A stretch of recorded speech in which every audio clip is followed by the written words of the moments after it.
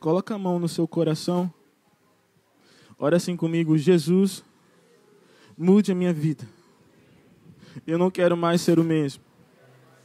Jesus, muda a minha vida. Eu não quero mais ser o mesmo. Jesus, eu abandonei a minha vida, Jesus, para viver a sua vida. Jesus, eu afundei os meus barcos para andar sobre as águas com você, Jesus. Jesus, eu queimei as minhas carroças para te seguir. Muda a minha vida, Jesus. Muda a minha vida, Jesus. Amém. Amém. Vocês estão felizes? Para quem não me conhece, eu me chamo Carlos. Sou um dos líderes dessa igreja. Estou com fome de Jesus. Quantos estão com fome de Jesus? Hoje, eu desejo, eu estou com a fome de ser mudado, de verdade. Eu acredito que nós não saímos da nossa casa uma noite, uma madrugada, para que... Quanto tempo? Para que não seja o único propósito olhar a face de Jesus e ser mudado por quem Jesus é. Então eu queria pedir uma coisa para vocês: depositem as suas expectativas em Jesus.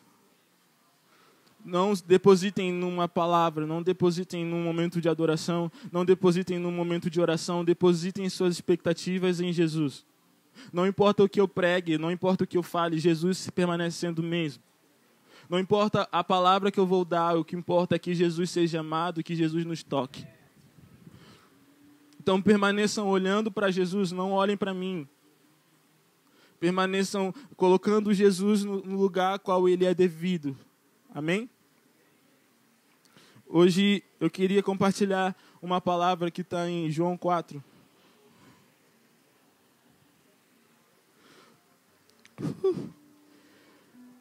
O meu desejo é que Jesus ele possa nos fazer assumir uma nova postura em relação ao nosso relacionamento com Ele.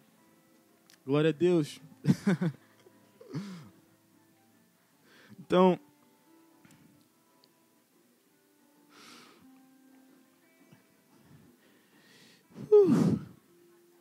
vamos ler João 4, versículo 5.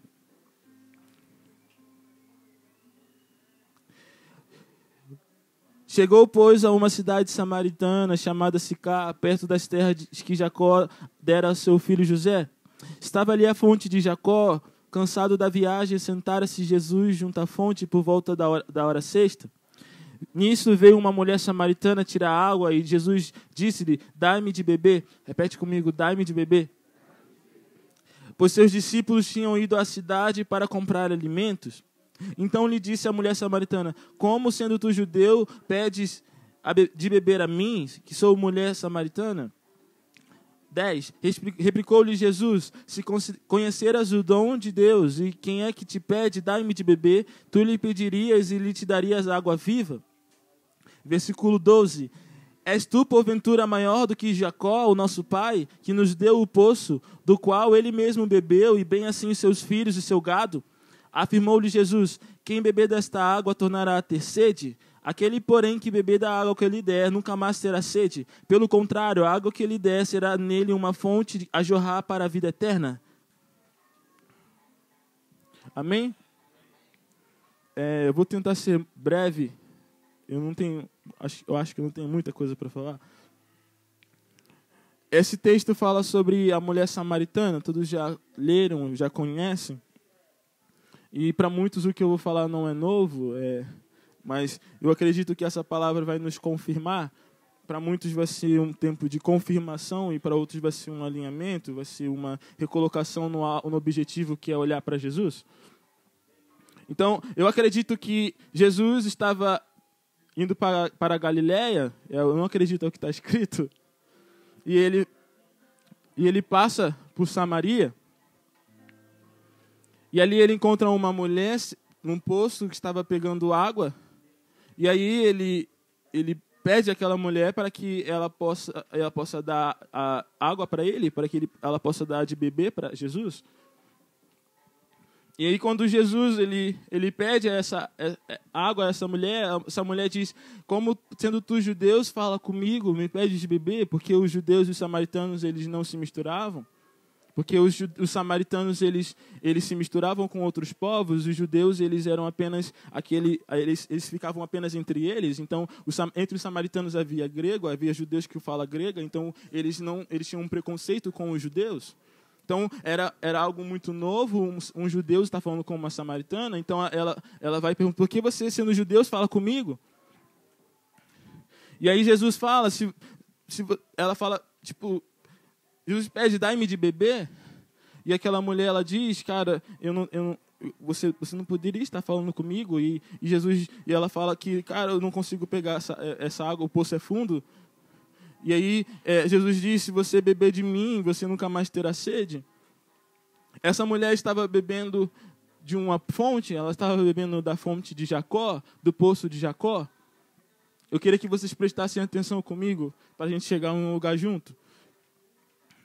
Eu acredito que essa palavra ela é um divisor, sabe? Ela é um marco para a igreja, sabe? É um apontamento para a igreja de Jesus.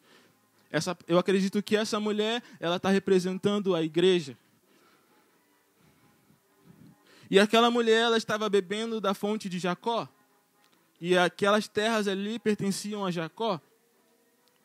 E nós vemos que aquele poço não representava apenas um poço, mas representava uma fonte, representava uma revelação, representava algo que ela bebia, algo que sustentava ela, algo que ela tinha como fonte, sabe? Fiquem comigo. Então, aquele poço de Jacó, ele não representava apenas um poço, mas representava uma revelação que Jacó carregava. Quando nós olhamos para Gênesis, nós vemos que Jacó carregou uma revelação. Porque um dia Jacó encostou sua cabeça numa pedra, e ele teve uma visão, e ele viu anjos subindo e descendo. Ele teve a visão de uma escada, ele teve a visão de Betel, a ligação entre céus e terras. E ali naquela visão, naquela revelação, Deus fez uma promessa. Fez a promessa que os filhos e os descendentes de Jacó beberiam daquela revelação. Revelação de Betel, revelação onde céus e terras estariam ligados. Uma revelação onde um homem recebeu e essa revelação apontava para o Cristo, apontava para Jesus.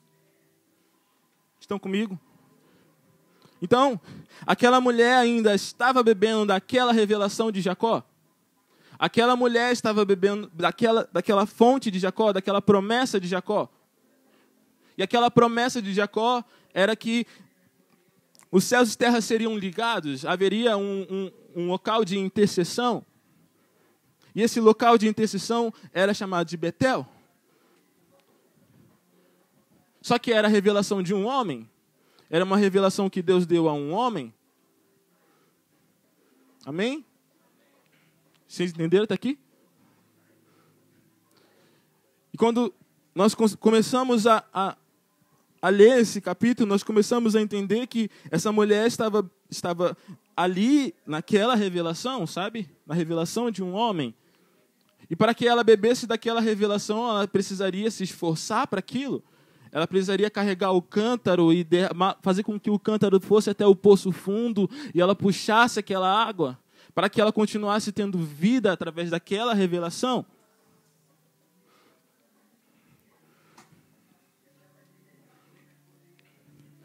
Só que Jesus, ele chega e diz: dai-me de beber. E aquela mulher, ela não tinha como dar a água para Jesus beber. Porque aquilo que ela conseguia retirar daquela revelação era o sustento dela. Era para ela, não sobrava mais nada, sabe? Só que Jesus, ele fala, se você continuar bebendo dessa água, você voltará a ter sede. Se você continuar bebendo dessa água, você vai ter que continuar se esforçando para beber dela. Só que em João 1, nós vemos a profecia de Betel se cumprir sobre um homem. Em João 1, Jesus encontrou Filipe e Natanael. E Jesus entrega uma palavra profética, e Natanael ele se espanta e diz, nossa, então você é o Messias? Você é o Cristo? E Jesus fala, por isso você crê? Se andares comigo, se me seguir, você verá anjos subindo e descendo sobre o Filho do Homem. Então a palavra de Betel se cumpriu em Jesus.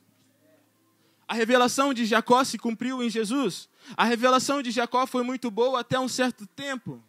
A revelação de Jacó foi muito boa para a igreja até uma certa estação.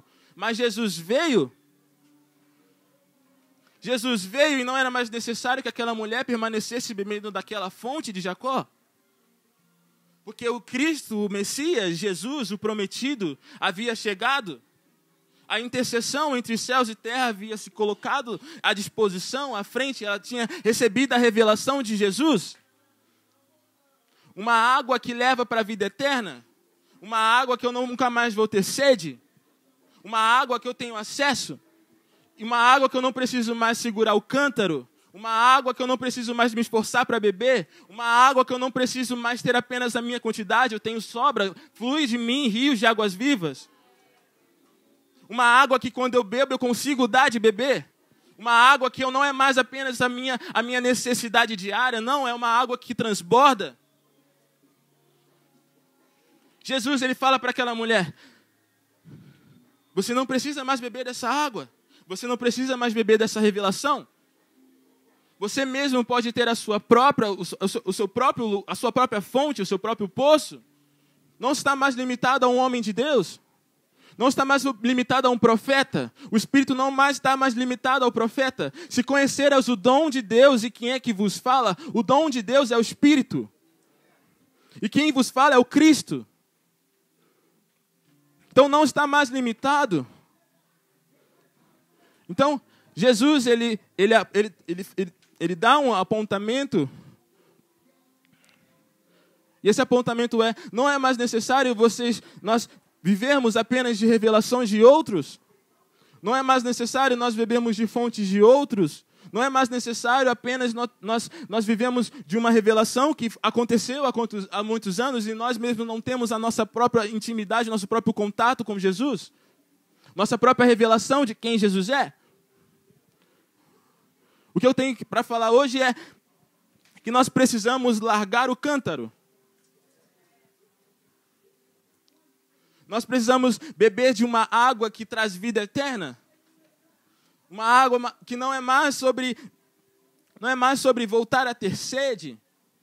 No início eu falei que nós não estamos aqui em volta de uma pregação. Nós não estamos aqui em volta de uma reunião. Nós estamos em volta da presença. Porque quando nós estamos em volta de pregações, quando nós estamos em volta de uma reunião, nós estamos como essa mulher samaritana, que encontra o primeiro marido, mas não se satisfaz, encontra o segundo e não se satisfaz, encontra o terceiro e não te satisfaz, encontra o quarto e não te satisfaz, até que ela tem uns 6 maridos e nenhum deles satisfaz. Nenhum deles é o suficiente, porque não é aquilo que nós precisamos. Sabe, Deus colocou em nós a fome da eternidade, sabe? Deus colocou a eternidade em nosso coração. Deus colocou a fome no homem. Deus colocou a fome no homem. Então nós sempre vamos ter fome de algo eterno, sabe? Porque Deus colocou a eternidade em nós. Mas se nós sempre estivermos reunindo em volta de um sermão, em volta de uma pregação, em volta de uma reunião, nós sempre estaremos procurando mais um marido. Nunca vai ser suficiente, nunca vai ser suficiente. Porque aquilo ali não mata mais a minha sede. Aquilo ali é a quantidade que eu preciso, sabe? O pão diário sim, o pão diário era no deserto. Nós não estamos mais no deserto. Não estamos mais no deserto. Nós chegamos à Nova Canaã, Jesus é a Nova Canaã, uma terra que mana leite e mel. Então não é mais necessário uma porção apenas pequena, a qual é apenas a minha necessidade. Eu entendo essa palavra, eu entendo isso. Mas chega de termos apenas um pão para nós. É um tempo de nós repartirmos o pão com o Rio de Janeiro. É um tempo de repartirmos o pão com uma cidade. Não é mais tempo de nós termos água só para nós, é um tempo de dar, de beber. Mas enquanto nós estivermos em volta de um sermão, em volta de uma pregação, em volta de uma vida medíocre, nós estaremos sempre à procura de um marido que nos satisfaz, sempre em cima de um sentimento, uma relação baseada em emoção, uma relação baseada em sentimentalismo, sendo que Jesus ele não está baseado nas nossas emoções. Jesus não é almático. O primeiro Adão é almático, o segundo, o último Adão é espírito vivificante. Não se trata mais de um sentimento, não se trata de uma emoção, se trata de uma convicção e um entendimento em maturidade de quem Jesus é. Que Ele é o marido perfeito, Ele é o sétimo marido, o número da perfeição. Eu não preciso de outro, eu não preciso de um outro lugar, eu não preciso de mais nada, eu só preciso encontrar Jesus.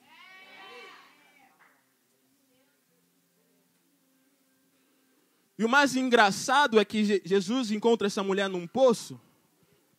E o mais engraçado é que Jacó encontrou a mulher dele num poço.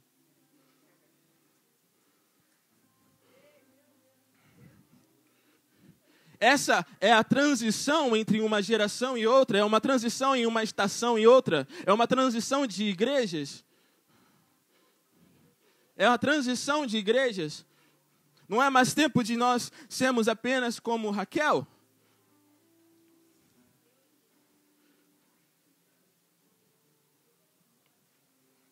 É um tempo de nós encontrarmos o sétimo marido. É o tempo de nós encontrarmos Jesus. O Pai está à procura de verdadeiros adoradores que o adoram em espírito e em verdade. O Pai não está atrás de adoradores. Adoração tem de sobra. Ele está atrás de verdadeiros adoradores que o adoram em espírito e em verdade.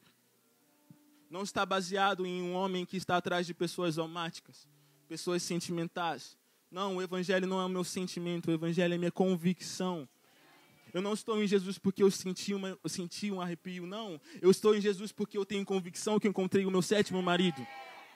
E por eu ter essa convicção, eu saio pela cidade anunciando que eu encontrei o Cristo. Eu encontrei,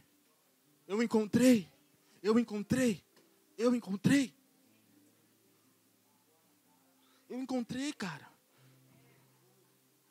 E quando nós encontramos algo que é de verdade, algo que é consistente, nós vivemos não uma mensagem, porque o Evangelho não é uma mensagem, o Evangelho é uma pessoa. Porque mensagens, elas são ditas, elas são voadas, são palavras voam no vento. Não, o Evangelho não é um discurso. O Evangelho não é um pronunciamento. O Evangelho é uma pessoa. O Evangelho é vivido na carne. E quando nós encontramos de verdade o Evangelho, as pessoas têm convicção que encontramos o Evangelho. Porque aquela mulher chegou naquela cidade dizendo, eu encontrei um homem. Mais um. Ela tinha 6. Então, o que fez a cidade levar fé que ela encontrou de fato Cristo?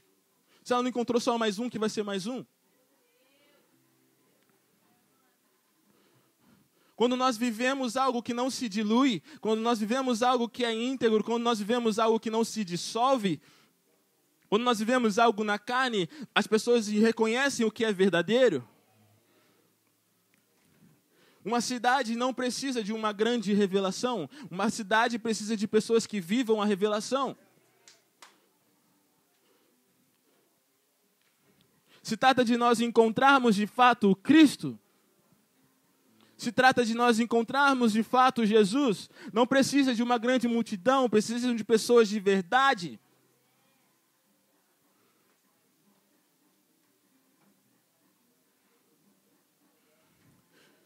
É um tempo de nós vivermos um evangelho que não se dissolve, uma revelação que não se dilui, uma revelação que permanece, sabe? A constância é muito mais importante que a intensidade. A permanência é muito mais importante do que algo que é grandioso, sabe? Eu não estou atrás, me desculpem, mas eu não me importo com grandes multidões nas ruas. Eu importo mais ainda com pessoas que permanecem ali importunando, sabe? É mais poderoso a permanência do que um grande tumulto que passa, que se vai. Porque é uma revelação que se dilui. É um pão é um pão que se dissolve. Jesus, ele não se dissolve, Jesus, ele é íntegro. Jesus, ele permanece. Vamos abrir agora em João 6.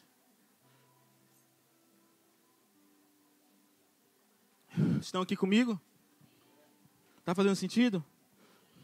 João 6, versículo 19. Tendo navegado uns 25 a 30 estádios, eis que viram Jesus andando sobre o mar. Aproximando-se do barco e ficaram possuídos de temor. Mas Jesus lhe disse, sou eu, não temas.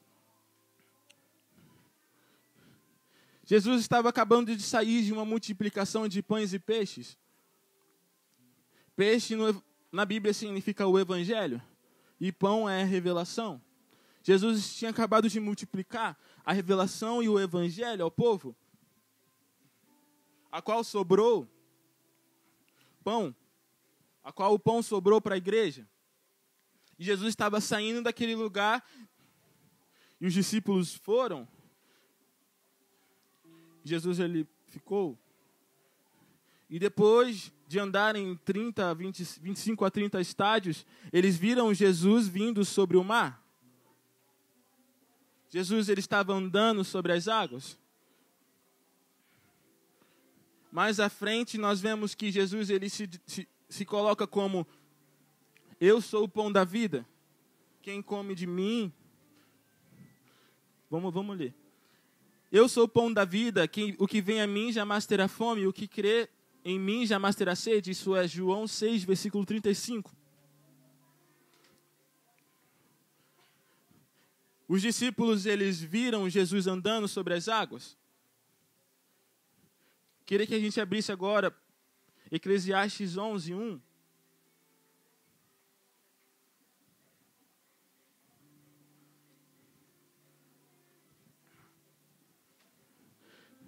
Lança o teu pão sobre as águas, porque depois de muitos dias o acharás. Jesus é o pão que estava sobre as águas.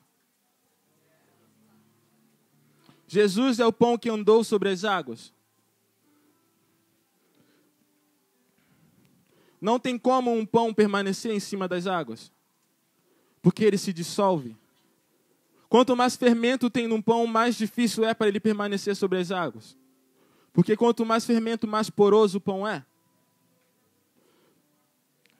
Em Eclesiastes 11 aponta para João 6. Eclesiastes 11 diz, lança o teu pão sobre as águas, que depois de muitos dias o acharás. Em João 6, os discípulos encontraram o pão que foi lançado sobre as águas. E era um pão indissolúvel, era um pão que permanecia, era um pão que não se dissolvia, era uma revelação que não se dissolveu, era uma revelação que permaneceu, era uma revelação íntegra, uma revelação de verdade, sabe? E é o tempo de nós lançarmos o nosso pão sobre as águas.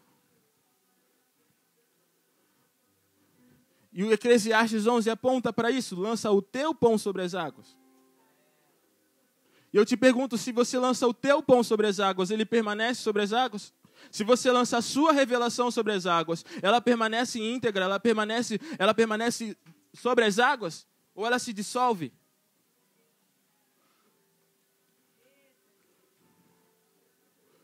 É um tempo de nós termos uma revelação que não se dissolve, se não se dilui. Uma revelação que permanece, uma revelação que é constante, uma revelação que é na carne e é de verdade.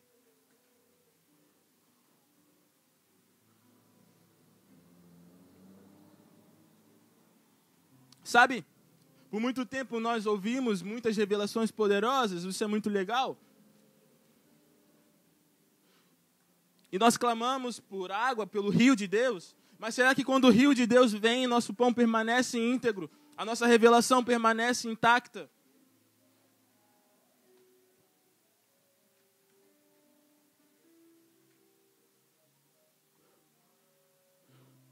Como eu falei do início, é um tempo de nós termos um pão, uma revelação individual de Jesus. Quando Jesus vem, não se trata mais de um pai de família que alimenta os seus filhos, mas se trata dos seus próprios filhos entrarem no santo lugar. Se trata da família por completo acessar Jesus. Não se trata mais de um Moisés que leva o pão à mesa.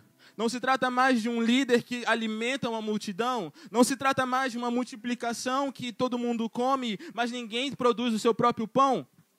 É um tempo de nós nos posicionarmos como sacerdote e nós mesmos produzirmos o nosso pão. Pão é produzido com farinha e óleo.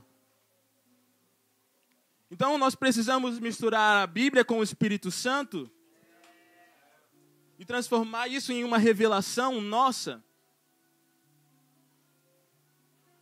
Porque a igreja só é edificada por uma revelação. Quem você acha que eu sou? E Pedro responde, tu és o Cristo, o Filho do Deus vivo. Muito bem, Simão Bar-Jonas, e sobre essa revelação, sobre essa rocha, eu edificarei a minha igreja. Sobre a revelação de Pedro, é um tempo de nós vivermos uma estação em nossas vidas que não é mais necessário estarmos em volta de um sermão de YouTube, em volta de uma pregação que nós vemos. É um tempo de nós começarmos a olhar para Jesus e termos a nossa própria revelação de quem Jesus é. E é um tempo de nós pegarmos essa revelação e jogarmos sobre as águas. Lançarmos sobre as águas. Provarmos a integridade dessa revelação em nós. Sabe, na Bíblia,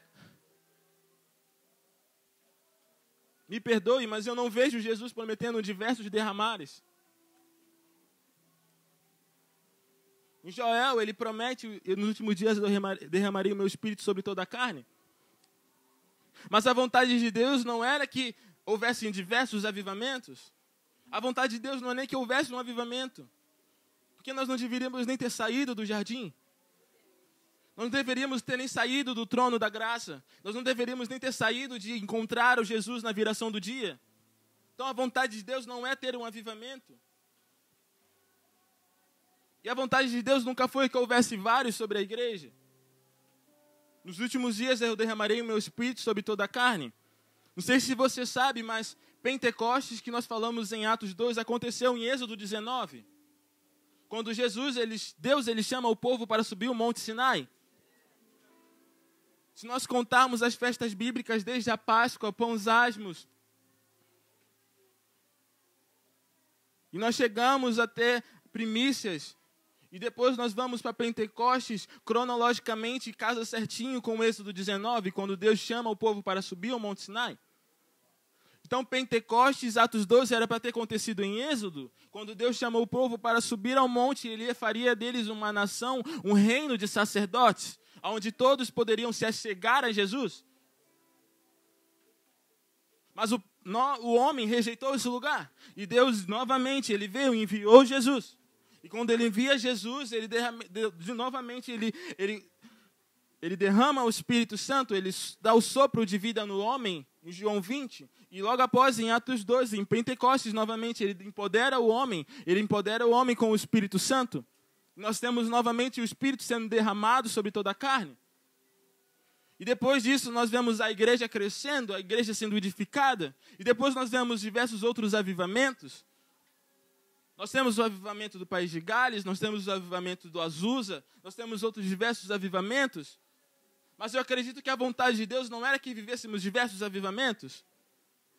Eu acho que Jesus não se ofenderia se a noiva dele se tornasse madura em apenas 1000 anos. Eu acho que Jesus não se ofenderia. Tudo bem, é algo profético, o tempo que estamos vivendo, 2000 anos e tal, amém. Mas eu acho que Jesus não se ofenderia se nós amadurecêssemos antes, se nós remíssemos o tempo.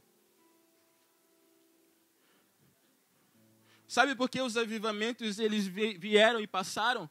Porque os pães eram lançados sobre as águas e se dissolveram.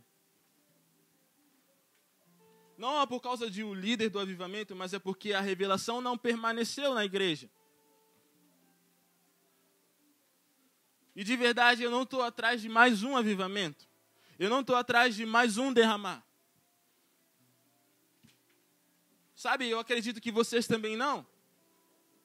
Sabe, eu estou atrás de algo que permanece. Eu estou atrás de uma revelação que não se dissolve. E é um tempo de nós, como igreja, termos esse pão que não se dissolve.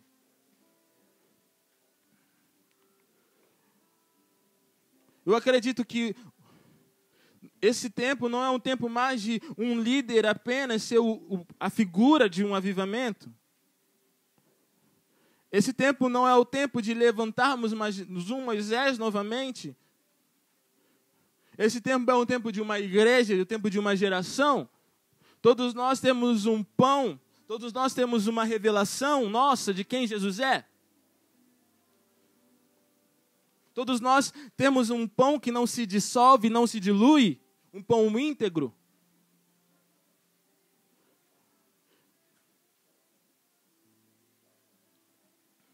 Nós precisamos parar de se escorar em revelações do outro. Entendam o que eu estou dizendo? Nós precisamos parar de nos escorar em homens para nos achegar a Jesus. Nós precisamos parar de nos escorar em uma reunião para encontrar Jesus. Entendam o que eu estou falando? Nós nos reunimos em comunhão, mas a comunhão é para que nós dividimos o pão. A comunhão é onde nós repartimos o pão com os nossos irmãos. Então nós temos o nosso pão e nós repartimos o nosso pão uns com os outros. Um tempo em que não precisarão mais que sejam ensinados. Um tempo onde não precisarão mais que alguém fale. Todos conhecerão. Mas, por meio de nossas crises almáticas, por meio de um evangelho que não está fundamentado em uma convicção, nós oscilamos, nós não permanecemos. Nós vivemos uma vida inconstante em Jesus. Nós vivemos uma vida em que nós não estamos, nós não estamos tendo o nosso pão diário. Os diáconos, eles são levantados para dividir o pão com a mesa das viúvas. O pão é para ser dividido com os órfãos, mas quando nós sentamos à mesa de Jesus, nós deixamos de ser órfãos. Quando nós sentamos à mesa de Jesus, nós deixamos de ser viúvos. Nós deixamos de ser viúvas, sabe? Porque Jesus é o pai de órfãos e juiz de viúvas. Em um tempo é necessário que a diaconia reparta o pão, mas é um tempo em que nós devemos ter o nosso próprio pão, sabe? É um tempo de nós nos colocarmos como diáconos. O pão do apóstolo é para ser repartido, mas nós precisamos ter o nosso pão, a nossa revelação. Estão aqui? Sabe, é um tempo de nós começarmos a olhar para Jesus e permanecermos olhando para Jesus, fixamente para Jesus. E Jesus, ele é o centro da nossa vida. Nós começamos a beber de Jesus. Nós começamos a se aprofundar em Jesus, voltar a Jesus. Enquanto na adoração Jesus, eu via um rio aqui. E Jesus falava comigo, cara, é um tempo de se colocar como escravo. É um tempo de, sabe, de fato, eu abro mão da minha vida, de fato, eu abro mão de fazer força, de fato, eu amarro as minhas mãos, de fato, eu furo a minha orelha como um escravo, sabe? É um tempo onde nós entramos no rio de Deus e nós não fazemos mais força contra a correnteza de Jesus. É um tempo de se permitir ser levado por quem Jesus é.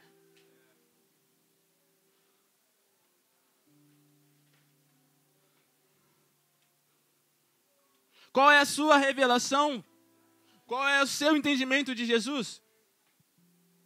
É um tempo de nós sairmos para a cidade anunciando que nós encontramos o Cristo. Vinde e vede. Vinde e vede, eu encontrei o Messias. Vinde e vede, eu encontrei o Messias. Eu encontrei o Cristo. Em Eclesiastes 11:4 diz assim, continuando, para vocês entenderem como faz sentido esse capítulo. Quem somente observa o vento nunca semeará, e o que olha para as nuvens nunca cegará. Quem somente observa não semeará, e quem olha apenas para as nuvens, mas não as segue, nunca cegará. Não é mais um tempo de nós ficarmos como observadores do que Jesus está fazendo? Não é mais tempo de nós ficarmos apenas olhando o que Jesus está fazendo? Não é mais tempo de nós sermos resistentes na nossa vida. Não é mais tempo de nós termos dificuldade de abrir mão de nossas vidas. Não é mais um tempo onde nós apenas olhamos o que Jesus tem feito no Rio de Janeiro, ou então nós estamos apenas observando de longe, mas nós não nos colocamos como participantes, sabe? Nós não colocamos a nossa vida para sofrer a marca do Evangelho, o sofrimento do Evangelho por amor de Cristo, por amor da igreja.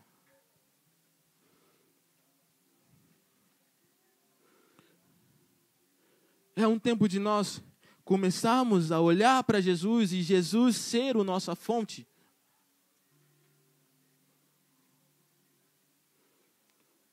Qual é a sua revelação sobre o Rio de Janeiro?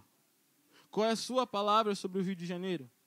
Sabe, de verdade eu sinto que, infelizmente, nós ainda vivemos crises internas de bobeiras, sabe, bobeiras. Que bobeira. Saudade. Sabe, crises internas por coisas almáticas, por coisas que, sabe, frutos de imaturidade. Está tudo bem se você está nesse tempo, mas eu acredito que é um tempo de nós começarmos a dar um passo à maturidade, um passo à convicção, um passo a ser maduro e íntegro, sabe? Não se trata mais de uma idade. Eu acredito que todos nós somos jovens, mas é um tempo de nós começarmos a dar um passo de homens maduros, sabe?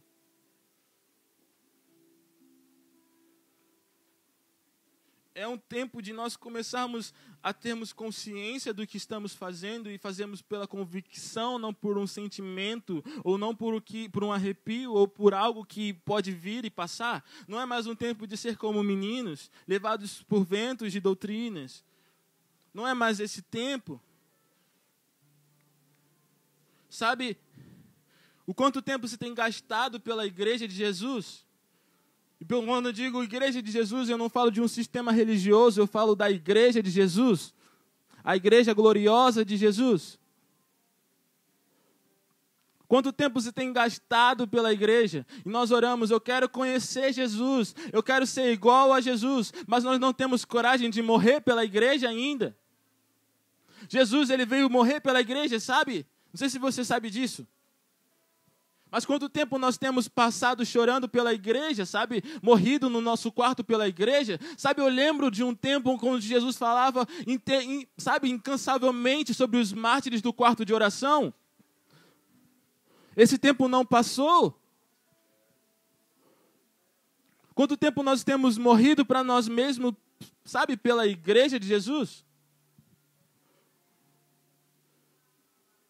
Hoje é uma vigília de oração pela igreja. Sabe, eu quero hoje que nós tirarmos o nosso eu do centro, sabe?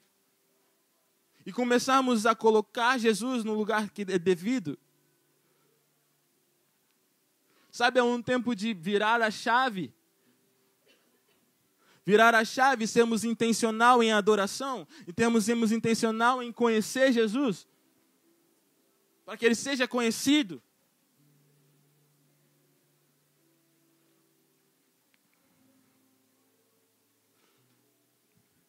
É um tempo de nós pararmos de sermos inconstantes, é um tempo de nós pararmos de termos algo que oscila, algo que não é de verdade, sabe? É um tempo de nós, de fato, clamarmos para que Jesus venha com a sua chuva, venha com o seu rio, com a sua onda sobre o Rio de Janeiro. E eu ter a convicção que o meu pão não vai se dissolver nesse avivamento.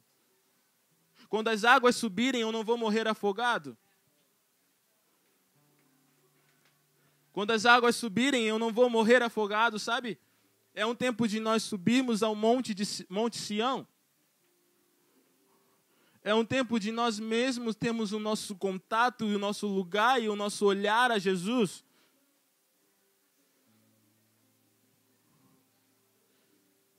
É um tempo de nós gastarmos de verdade, sabe? Gastarmos de verdade a nossa vida para conhecer Jesus. Considerar de verdade tudo como esterco, de verdade, sabe? Tudo como esterco para conhecer a Cristo.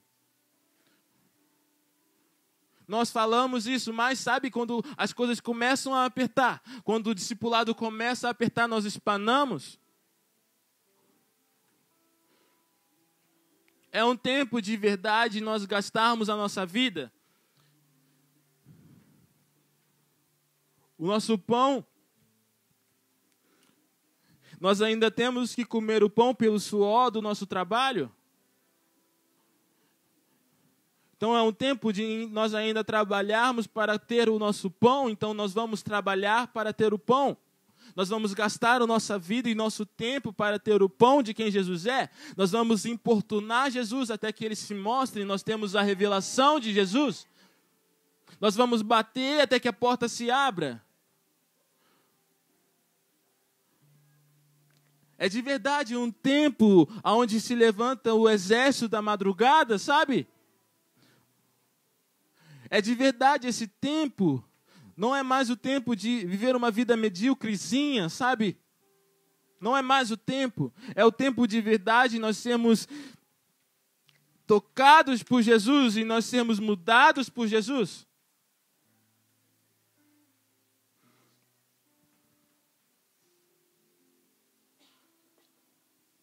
Vocês estão aqui?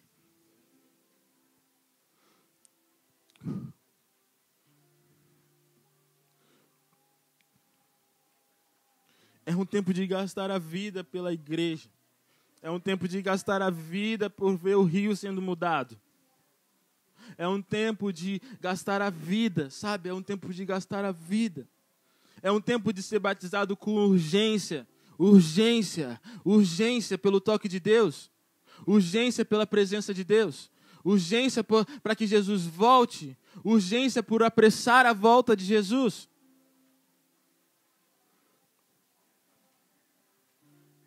Estão aqui, gente? Estão entendendo?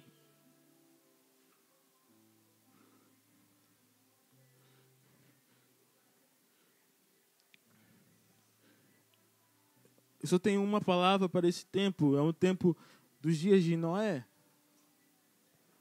Eu só tenho isso. Um tempo onde nós precisamos preparar uma estrutura porque vai chover.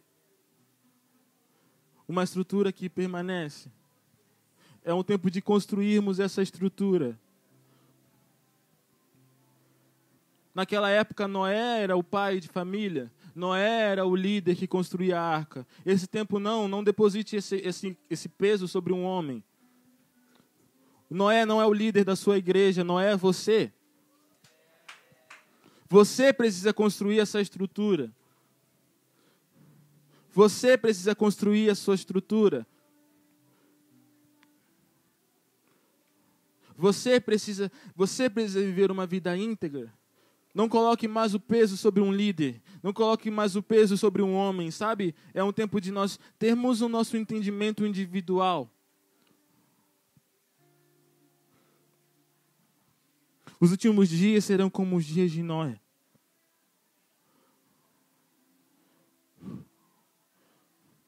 Os últimos dias serão como o dia de Ló.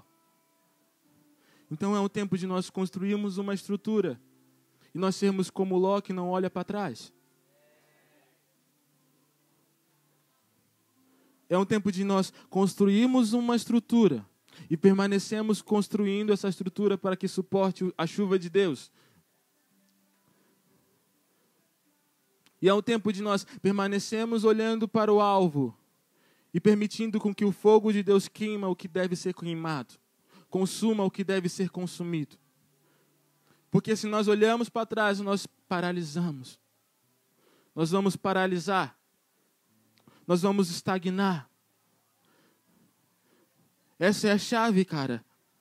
Permaneça olhando para Jesus. Não permita com que haja um outro amor rival. Não permita com que haja um outro lugar para que se olhe. Não permita com que nós temos a possibilidade de ir para outro. Não existe isso. É um tempo de permanecermos olhando para Jesus. E ao mesmo tempo que permanecemos olhando para Jesus, é ao mesmo tempo que nós construímos uma arca.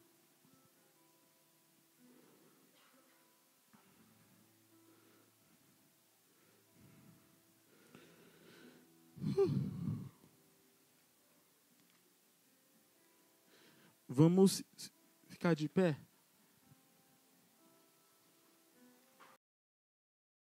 Fala galera, nós acabamos de encerrar hoje, agora, uma vigília onde nós estivemos orando pelo Rio de Janeiro. Então foi um tempo muito incrível e eu estou muito feliz porque eu tenho visto a nossa igreja, tenho visto não só a nossa igreja, mas uma geração se esforçando para participar do que Jesus tem feito, sabe? Deus tem um tempo e um modo de agir e nós precisamos discernir como Ele tem se movido essa estação. Eu tenho visto, sabe, pessoas com fome de participar do que Jesus tem gerado. Então eu estou muito empolgado, eu estou muito feliz. Eu gravei os vídeos e a gente vai postar esses vídeos. E eu vou continuar postando outros vídeos para que a gente possa crescer como igreja, sabe, como família, e discernir juntos como Jesus tem se movido para que nós não venhamos perder Ele de vista. Então eu amo vocês, em breve tem vídeo e eu estou animado. É nóis. Tamo junto.